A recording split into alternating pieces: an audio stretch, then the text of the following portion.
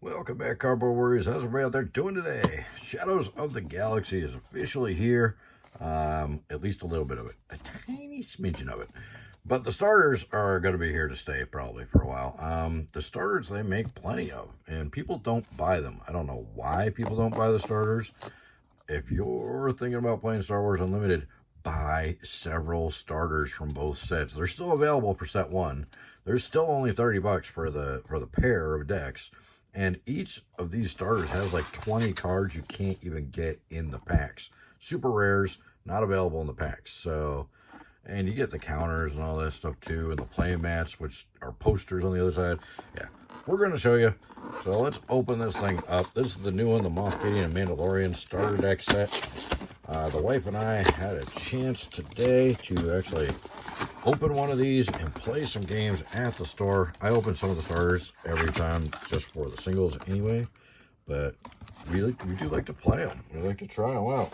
And these are really, really good, really powerful starters, just like the first set. The first set, the starters alone were plenty good enough to play. Look at these posters. The posters are awesome. It's too big. My table's very small here. So, awesome poster. It says Star Wars Unlimited on it. And try and flip it over without knocking everything over. Then on the back side, you've got your actual playmat that shows you your space unit area, your ground unit, your base, your leader, resources, where your deck, your discard pile. And then you actually have setup and round structure and references and all that. So you actually have all the stuff you need to start playing, like right out of the bat. Here's the other one. There's one for Mando too. Try and fold this one out. Playmat looks the same on the back. And this is really difficult to do, so I'm just going to show you the front. So you got Mando here shooting the gun, and no Grogu. All right, slight oversight. There's no Grogu on here. I know. There's a lot of Grogu fans that are going to be really mad about that. All right, but there's the posters. Move those off to the side. It comes with the actual rules, quick start rules, and it gets you started playing. And these books are done really well. They look really nice, laid out really well. The language is easy to understand. They don't put a bunch of text on here that doesn't need to be on here. It's just the basics that you need to get going, and very understandable. They do a good job on those. Here's your counters you need. You will need all these counters to play. Here's your initiative counter and your epic action counters, because once you do your epic action on your leader, you can't do it again the same game.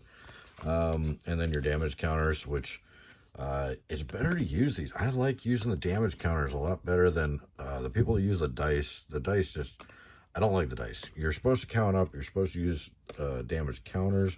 You can use dice. I know some people feel it's a lot easier. I like the counters. I think they're a lot easier to see mid-game and strategize. Here's your deck boxes. You got a Mando one and a Moff Gideon one. Anyways, let's break into the decks. I'll do the Moff Gideon first because my wife played that deck, so I didn't even get to see a lot of the cards in there. I played Mando. I did win. From what I hear, Moff Gideon's really strong, but Mando really just good control. He taps down every unit, so there's never a problem. I had no worries. I got hit like a couple times in the whole game because I couldn't tap down a unit fast enough. But Mando and Grogu, they tap down everything. So you got Moff Gideon's your leader. Here he is. You got Remnant Science Facility is your base because it's green, blue, black deck. Here's your tokens. They got Mando on one side for the experience, and then they got this Mando with the shield on the other side for the shields. I guess he's got a spear on the one side and a shield on the other. Pretty cool tokens. The tokens alone are neat enough to buy a starter deck. But we've got Warzone Lieutenants, a couple of those. Dr. Pershing, which is a rare. And then here's one of the super rares, General Tag. And then here's some more, some Incinerator Troopers. So you can't get these in the packs at all. These are super rares. See a little S down here? So these are 2-drop 2/2s that are Imperial, and while attacking the unit, this unit deals combat damage before the defender. In other words, it has first strike if you're a Magic player. So first striking 2/2s for 2, not bad at all. We got Outland TIE Vanguards. Play set of those. That's the other cool thing is there's play sets of all these cards in the starters. It's not like Magic Stars where they put like 1 or 2 copies and you don't have the full 4 playsets unless you buy multiple starters to get them. Anyways, Privateer Crew, Seasoned Shore Trooper, again, another super rare that you can only get in the starters. 3 of those. And then Snow Trooper Lieutenants, again, super rare. You can only get in the starters. 2 of those, and then 2 Cell Block Guards, which are also super rares. Death Troopers, 3 of those, also super rares. Phase 3 Dark Troopers, 1, 2, 3 of those, super rares. Okay, so I'm noticing that Death Trooper and the Cell Block Guards were in the first set. They're just not in the packs for the second set, so that's kind of weird. Kind of weird, because they're not super rares. They were commons and uncommons in the first set. So anyways, Phase 3 Dark Trooper, Super Laser Technician, which is one of the best cards from the first set. It was a common, but it is super rare in here. But there is a play set of them. And that's just, if you're running green, you're going to want 3 Super Laser Technicians because, yeah, ramp is good. Green is ramp is good. The client, you got the Caraxes Heavy Fighter. Okay. System Patrol Craft, which was from the first set, but they're in here as super rares because you can't get them in the regular packs for this set. Discerning Veteran, Pirate Battle Tank, a couple commons. Gideon's Light Cruiser is a super rare that I believe is exclusive to these decks, and there is a full play set. And this is the card that really my wife almost got me with this one. So I was controlling pretty good, and then she pulled this guy out, and she kind of she ramped up really quick, and it was a little bit. She almost took over the game there. So that card right there is really powerful, especially in the SAR decks.